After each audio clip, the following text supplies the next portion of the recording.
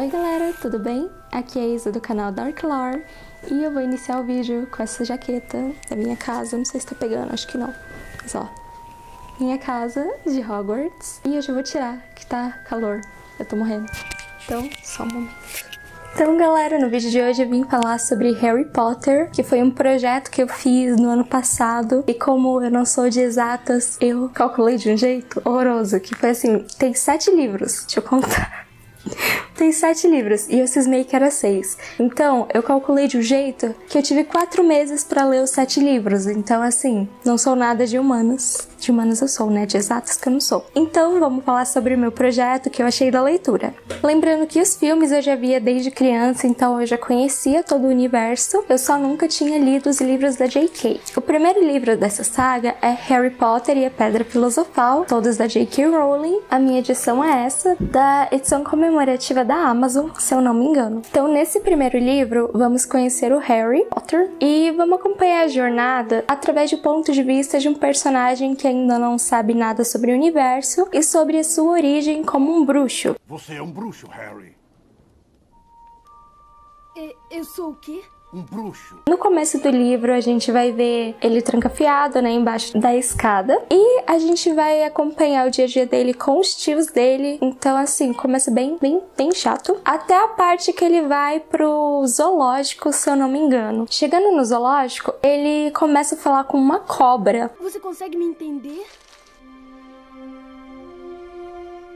E essa é a primeira parte que eu mais gosto da história. Essa foi a primeira cena que eu gostei, né? Até então da leitura, porque foi uma cena extremamente interessante. Ele vai falar com a cobra lá, soltar ela. E essa foi a primeira vez assim que ele fez uma magia mais forte, sabe? E essa cena foi muito interessante. Então, quando ele faz 12 ou 11 anos, ele recebe um monte de cartas pelo correio, né? Que seria corujas. Só que os tios dele não deixam que ele leia as cartas. Peixe estragado. Ai, olha! O Harry recebeu uma carta! Devolve, é minha! Sua! Quem ia escrever pra você?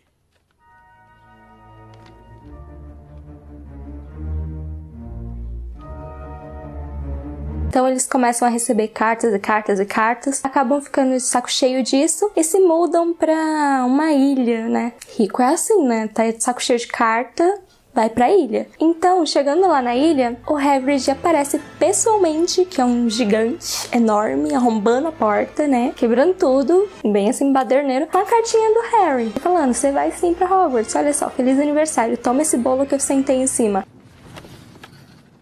Feliz aniversário, Harry.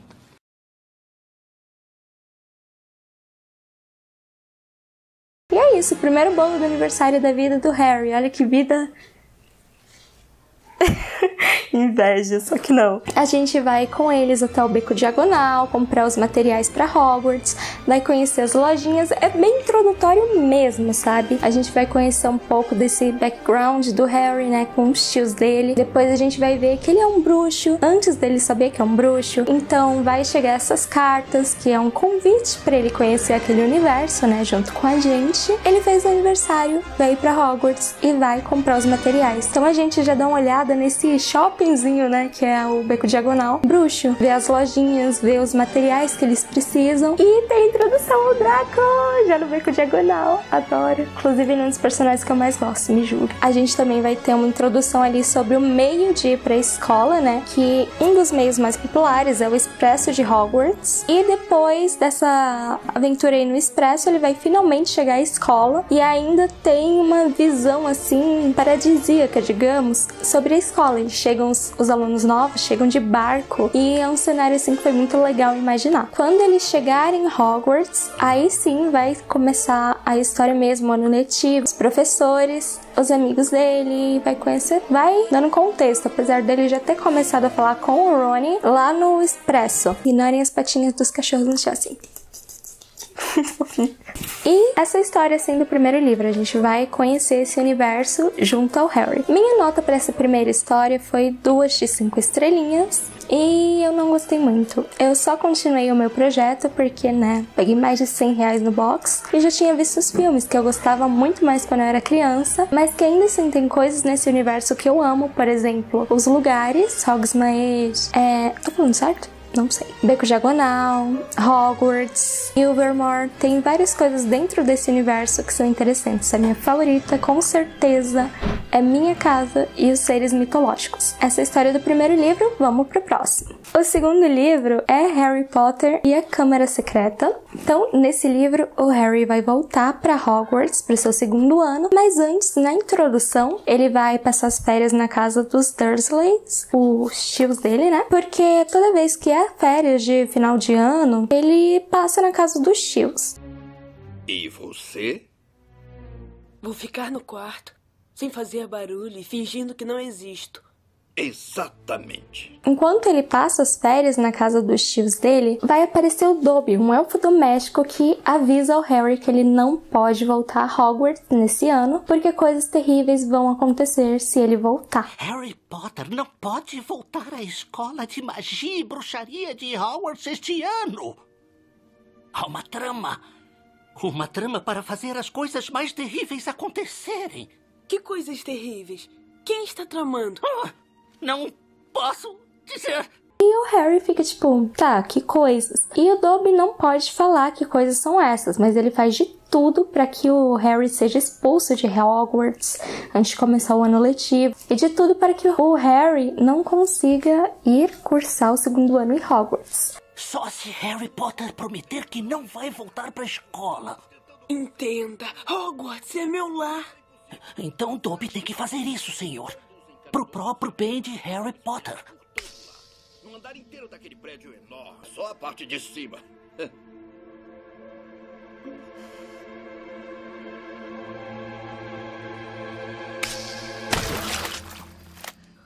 Mas, como sabemos, né, ele falha nessa missão e o Harry vai sim para Hogwarts. Chegando em Hogwarts, tem um novo mistério nesse livro, que inclusive um ponto negativo do primeiro livro é a resolução da Pedra Filosofal, né? O tempo todo a gente escuta que ela tá super protegida, que ela é um negócio que dá imortalidade, requisitado, ao mesmo tempo que 3 estudantes do primeiro ano de Hogwarts conseguiram desvendar todos os mistérios e chegar até o final. Isso fica assim.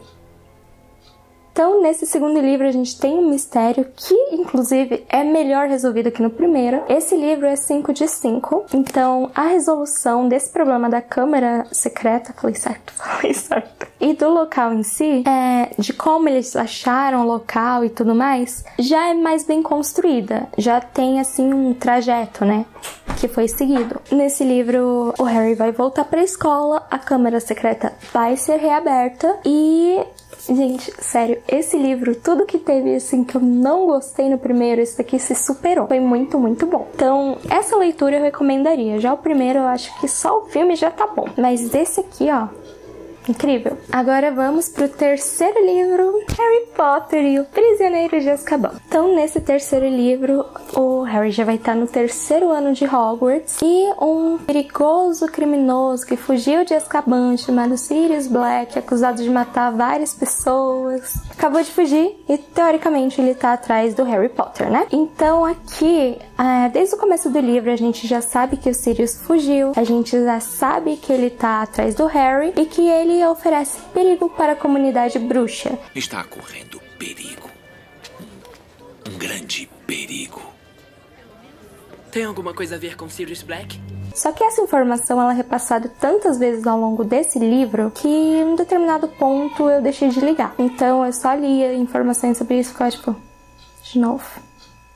De toda a série, esse foi um dos livros que eu menos gostei, pelo simples motivo que ele fica toda hora repetindo informação, fala muito e faz pouco. O Sirius mesmo vai aparecer lá pro final do livro. E um ponto, assim, interessante é que o Hagrid leciona trato das criaturas mágicas, que com ele como professor não é tão interessante assim, mas o animal que ele traz é um animal que é um dos meus favoritos dessa série. Eu acho que ele perde só pro basilisco, o bicuço, né? Então, aqui a gente conhece o bicuço, e através das matérias do Hagrid a gente conhece mais sobre os seres místicos desse universo. Então acaba que é bastante interessante pra mim. Eu gosto bastante dos seres místicos que a gente tem em Harry Potter, né? Então esse é o ponto alto do livro pra mim. A história do bicuço, o giratempo, mas todo o livro, assim, eu não sei.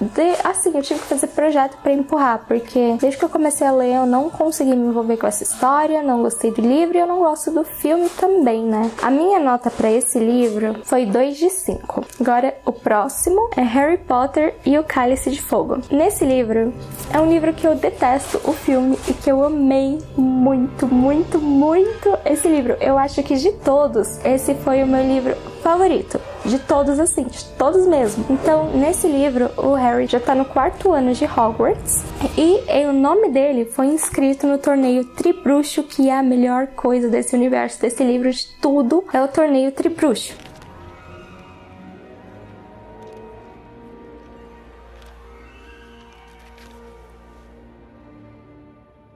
Harry Potter. Harry Potter. Então, nesse livro são 3 escolas participando. Elas têm um nome estranho, então eu não vou saber pronunciar certo. É Durmstrang, Bushbatons e Hogwarts. Então, essas 3 escolas vão disputar para ver quem vai ser o campeão que vai levar a taça Tribruxo. Esse é um torneio super saudável para se pôr numa escola, porque muitas pessoas já morreram nesse torneio, né? Só que nesse ano teve algumas limitações para quem poderia participar desse torneio. Todas as pessoas que participam precisavam ser maiores de idade e no mundo bruxo é 17 anos. E também todas as pessoas que participam desse torneio têm que ser de uma dessas 3 escolas, um participante para cada escola. Então, o que acontece? Alguém escreve o Harry Potter. Então, ele vai ser o 4º participante e vai ter 2 participantes em Hogwarts. E o que acontece? Ele é menor de idade e é o 4º participante, mas é Harry Potter. Mas esse é um dos poucos fatos desse livro que foi assim, jogado. É Harry Potter, eu vou jogar. O resto foi muito bem construído e foi legal, com exceção do final. Que o final eu detestei. Nossa, detestei mesmo. Mas não tiro o crédito do restante do livro, até porque é um dos maiores livros da série. E todo o livro foi bom, com exceção das últimas 50 páginas, sabe? Então, assim, bem pouca coisa. E de pontos negativos desse livro também, temos o excesso de chip. É chip pra todo lado. É assim, montação de casal aleatória. Aí você fica, tá. E não é um chip que estava sendo construído desde o primeiro livro, desde o segundo. Não, são chips assim que apareceram do nada. Começou, parece que todo mundo assim falou, é hoje. E aí você fica.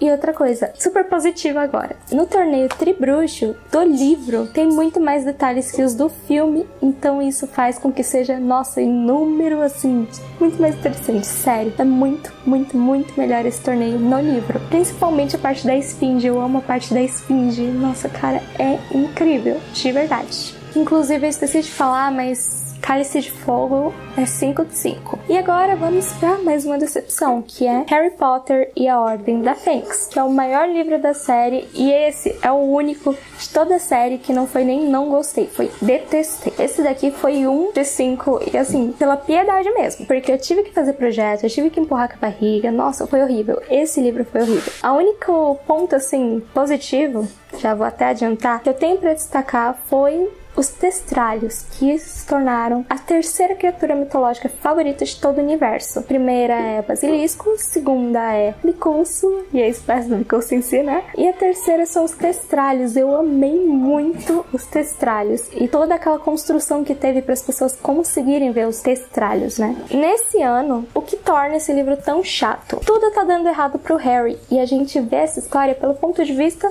do Harry. Então, isso torna, consequentemente, assim, muito chato, porque ele fica o tempo todo reclamando e não vai pra lugar nenhum. Então, por exemplo, nesse livro, ele cismou que seus amigos estão escondendo segredos, que Dumbledore tá contra ele, que todo mundo odeia ele. Porque no livro anterior, ele garantiu que o Voldemort tinha retornado, né? E não acreditaram nele. Então ele virou motivo de chacota no Profeta Diário. Começaram a falar que ele estava inventando, estava mentindo, querendo atenção em todos os corredores, na mídia. Então ele tá super mal visto no mundo bruxo. Profeta Diário, o menino que mente. Ele anda atacando o Dumbledore também. Fudge disse que tá tudo bem. Fudge está usando todo o poder, inclusive a influência dele no Profeta Diário, para sujar quem disser que o Lorde das Trevas retornou. E também por ele achar que os seus amigos estão escondendo os segredos dele, que Dumbledore tá fugindo dele, ele se torna um personagem insuportável. Ele toda hora reclama, toda hora dá chilique, grita com os amigos dele. Nossa, ele é um babaca nesse livro. Então, isso foi o que pra mim deixou a história mais chata. Foi as crises do Harry. Foi muito chato ter que acompanhar isso. Desse livro só, eu achei ele uma estrela de 5, né? Assim, e uma coisa que teve de interessante também, que eu quase esqueci de mencionar, foi que nesse livro, finalmente, depois de tanto clickbait nos livros anteriores, Voldemort retornou, os seguidores dele voltaram. Então, nesse livro já começa a caminhar para mais ação e aí você já fica, Então as partes relacionadas ao Voldemort e aos seguidores dele, gente, quando começava todo mundo para, segura a respiração e fica chocada. Então assim, foi interessante sim, essas partes. Todo o resto assim.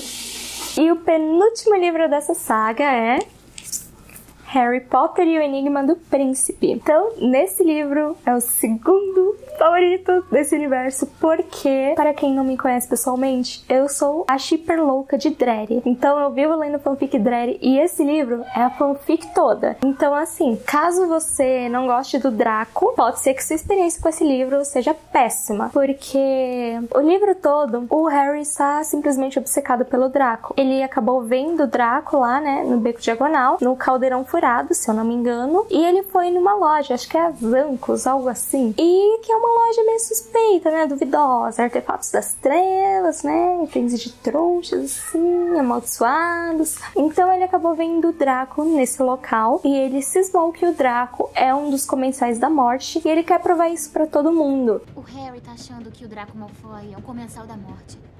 Você está louco? Ele quer descobrir o que o Draco tá tramando, ele quer provar que o Draco é um seguidor do Voldemort. Então, ele fica o tempo todo falando sobre isso, o tempo todo pensando sobre isso, o tempo todo indo atrás disso. Então, o livro todo, ele não para de pensar no Draco, de seguir o Draco, de descobrir o que o Draco tá fazendo. Isso pode se tornar repetitivo e entediante para muitas pessoas. Inclusive, os fãs de quadribol, né? Já que muitas vezes durante treinos ou durante o próprio quadribol, ele começa a desviar do assunto. Então, assim, se você não é desse fandom, ou se você não gosta do Draco, esse livro vai ser um...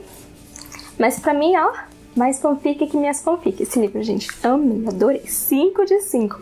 Quero mais. Então, sobre esse livro, esses foram os pontos que eu mais gostei. E também o ponto em que temos o diário do Príncipe Mestiço. Gente, a J.K. parece que ama diário, né? Diário de Tom Riddle, diário do Príncipe Mestiço é diário que não acaba mais. Tem mapa do maroto, assim, ela adora essas coisinhas. Mas eu acho que eu prefiro o do Príncipe Mestiço do que o do Tom Riddle. E, gente, eu amava as partes que estavam alguns feitiços do diário. Então, maravilhoso. Esse livro é muito bom mesmo. Principalmente se você, como eu, faz parte desse fandom, ó. Leia. E o último livro é Harry Potter e as Relíquias da Morte. Esse é o livro de conclusão da série. E aqui o Harry, ele não vai voltar pra Hogwarts. Ele já tá no projeto Horcrux, né? Crasso Horcrux, que inclusive é outra coisa que eu amo nesse universo. Horcrux são maravilhosos. Não faria uma, mas assim, temos que admitir que é, né? Nesse livro, o Império do Voldemort, dos seguidores do Voldemort, já dominaram o Ministério, já invadiram Hogwarts, já tá, nossa, tira porrada e bomba. Todo o mundo que foi construído até o 6º livro já tá ruindo. Então, assim, nesse 7º livro de conclusão, a gente tem muito conteúdo pra ir atrás, né? Mas o final dessa história, a conclusão mesmo, a batalha épica do Voldemort e do Harry, é a parte que eu menos gosto do livro, porque foi resolvido de uma maneira bem simples e bem... sabe? Então, o que torna o livro não tão incrível se você vê a forma como tudo foi desenvolvido no final, na batalha final. A batalha épica desse universo foi assim.